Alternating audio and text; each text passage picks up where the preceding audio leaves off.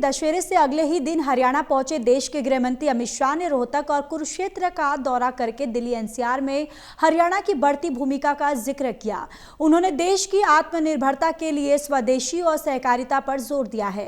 रोहतक में गृह मंत्री ने बतौर सहकारिता मंत्री एक बड़े दूध प्लांट का उद्घाटन किया, तो बतौर गृह मंत्री कुरुक्षेत्र में 3 आपराधिक कानूनों पर आधारित प्रदर्शनी का भी निरीक्षण किया। गृह मंत्री ने प्रदेश में बिना खर्ची बिना पर्ची सरकारी नौकरियां देने पर नायब सरकार की दिल खोलकर तारीफ की।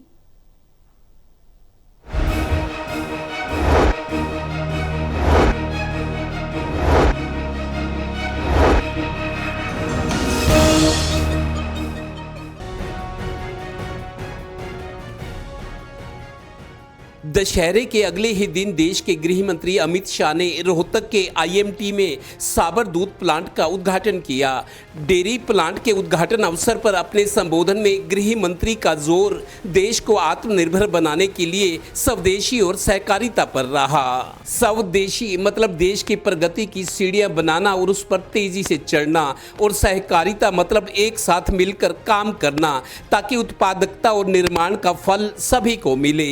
रोहतक में देश के गृह मंत्री ने खादी कारीगरों के महोत्सव में उन्हें किट भी दी ताकि वो अपने हुनर और सहभागिता से बड़े स्तर पर काम करके उससे अपने रोजगार को और आगे ले जाएं।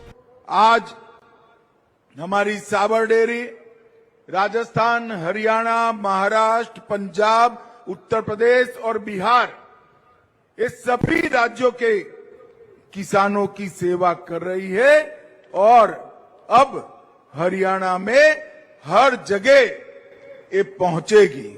इससे किसानों की आय में बहुत बड़ी समृद्धि होगी। गौरतलब है कि रोहतक के बाद अमित शाह कुरुक्षेत्र पहुंचे और ब्रह्म सरोवर पर 3 आपराधिक कानूनों पर आधारित प्रदर्शनी को देखा। उन्होंने पुलिस के कामकाज मतलब डायल 112 की गाड़ी कितनी जल्दी रिस्पॉन्स देती है, अमित शाह ने नायब सरकार की तारीफ की और विपक्ष पर निशाना साधा। हरियाणा तो ये प्रदेश है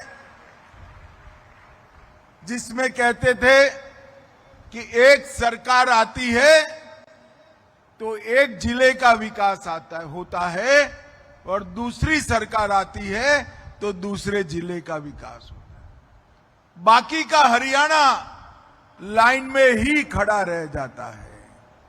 पहली बार भारतीय जनता पार्टी ने इस संकुचित दृष्टियों से मुक्त होकर हर जिले की और हर जाति बिरादरी की सरकार देने का काम हमारी भारतीय जनता पार्टी ने।